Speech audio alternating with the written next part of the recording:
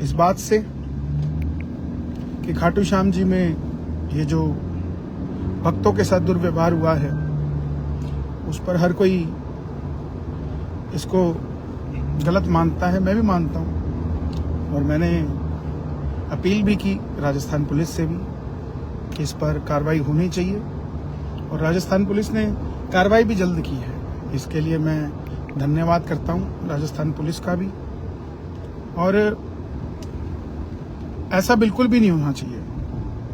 मैं सभी श्याम प्रेमियों से निवेदन करूंगा कि सभी जुड़े यहाँ और शेयर करें इसको ज़्यादा से ज़्यादा। जिन भक्तों पर चोटें आई हैं उसमें बच्चे, छोटे छोटे बच्चे गवाही दे रहे हैं। माताओं बहनों पर लाठी से प्रहार किया जा रहा है। ये कैसी मानसिकता है? जो श्याम प्रेमी, हम जब भी किसी भी धाम पे जाते हैं तो वहाँ के दुकानदारों से हमारी क्या अपील होती है? भाई हमें प्रसाद दे दो, हमें चुनरी दे दो, हमें झंडा दे दो, और पैसे कितने हुए।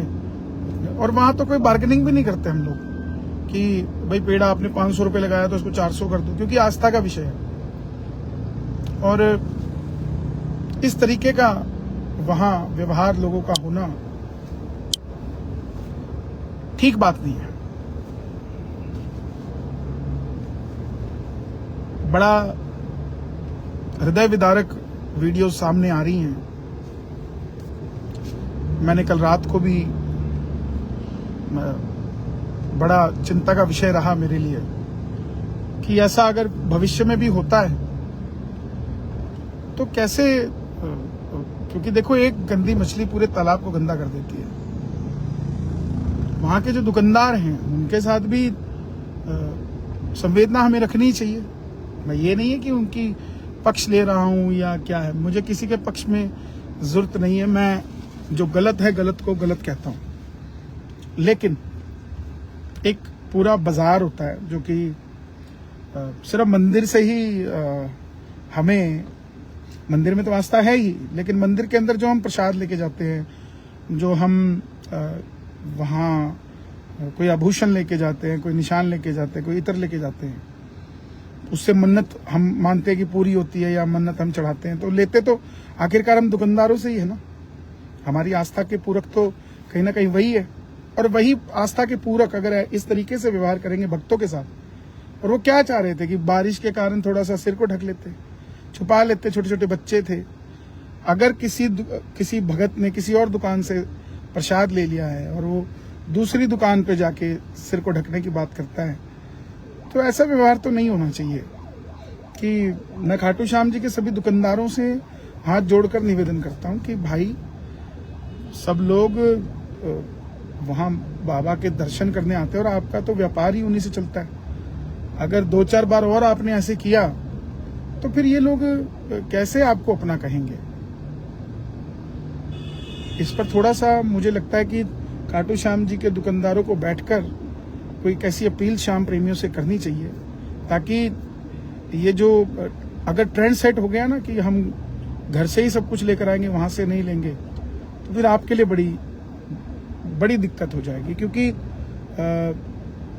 आप सब वहां न जाने कितना पैसा लगाकर बैठे हैं, कितनी उम्मीदों से बैठे हैं। बहुत सारे लोग ऐसे भी हैं जो जमीन पे बैठे हैं और कोई खिलौना बेच रहा है, कोई प्रसाद बेच रहा है।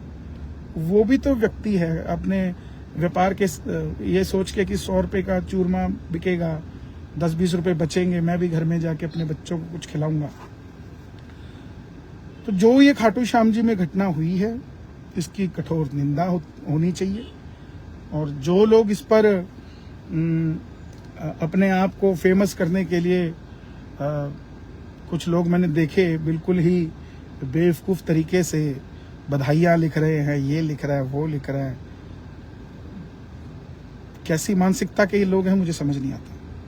मतलब फेमस होने के लिए आप किसी भी पक्ष का साथ ले लोगे या कुछ भी चीज़ कर लोगे, ये क्या बात हुई? कुछ भगवान पे भी छोड़ दो यार। और मैं उस परिवार से मैं नहीं जानता वो लोग कौन है, लेकिन उनको मैं भी अब क्या कहूँ, लेकिन मेरी संवेदना उनके साथ है। कभी समय मिले तो वो ज़रूर मुझे मिलें। अगर खाटू श्याम जी वो पुनः आएँ तो मैं भी उनसे मिलना चाहूँगा। और क्षमा तो देखो मुझे भी, हम लोग भजन प्रवाह के हैं, हमारे भजनों से प्रभावित होकर कहीं ना कहीं भक्त खाटू आता है। तो ये जो उनको लाठी लगी है, जो चोट उन्हें लगी है, उस दर्द का मुझे भी एहसास है। और मेरा ही परिवार, हम जब कहते हैं हम श्याम परिवार के हैं, तो क्या ये परिवार हमारा नहीं है? हमारा ही है। और उनके लगी हुई चोट या उनको लगी हुई दर्द, मैं निवेदन करूंगा मंदिर कमेटी से भी कि अगर वो परिवार खाटू श्याम जी आता है और आपसे मिले तो आपको भी उनको थोड़ा सा सम्मान कर देना चाहिए, जिससे कि उनके इस अपमान का थोड़ा सा उनके साथ सही हो सके। और जो दुकानदार हैं सारे, वो भी उन्हें कहीं ना कहीं सम्मानित या कुछ इस तरीके से क्षमा प्रार्थी होकर उनसे बात करे। मुझे नहीं पता कि इस बात को आप कैसे लेंगे कैसे नहीं लेंगे, लेकिन मेरा ये मानना है कि अगर किसी चीज से कोई धाम प्रभावित हो रहा है और वो भी गलत तरीके से, तो उसको हमें सही करने की हमारी जिम्मेदारी, कोई और नहीं करेगा। कोई ऊपर से चल के कोई आदमी नहीं आएगा। हम सब खाटू धाम से बने हैं, खाटू श्याम जी से। मेरी पहचान खाटू वाला श्याम।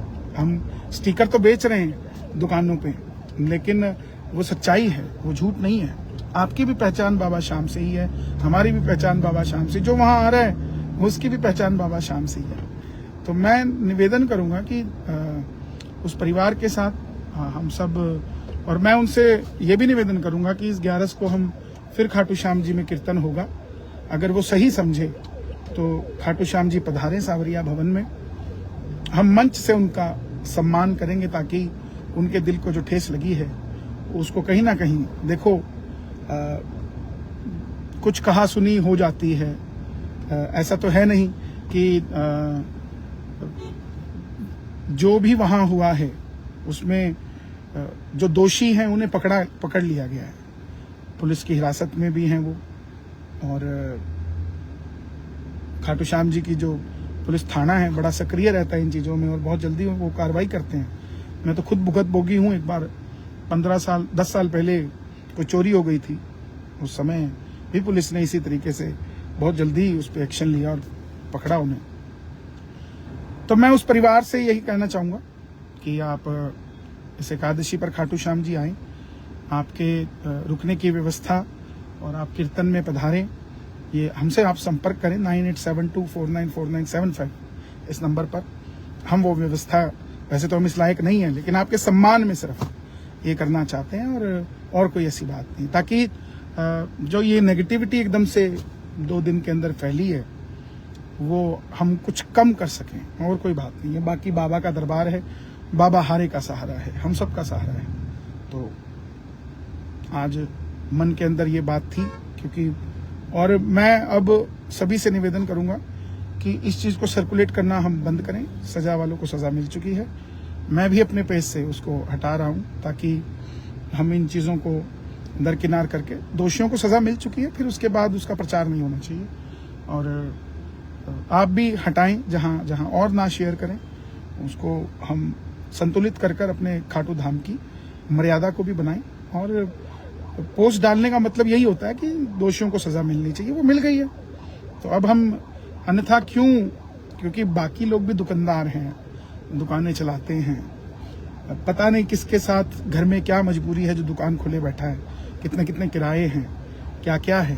तो एकदम से तो हम सब जब हारे के सहारे को पूछते हैं तो हमें हारियों का सहारा ही बनना है, कोई कितना भी कठोर हो।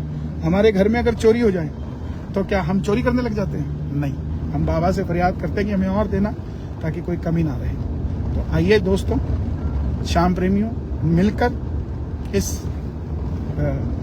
जो ये गलत काम हुआ है इसकी दोषियों को सजा मिल चुकी है, हम थोड़ा आगे बढ़ें और फिर से श्याम बाबा को सजाएं, श्याम बाबा का ध्यान धरें, खाटू धाम जाएं। जय श्री श्याम।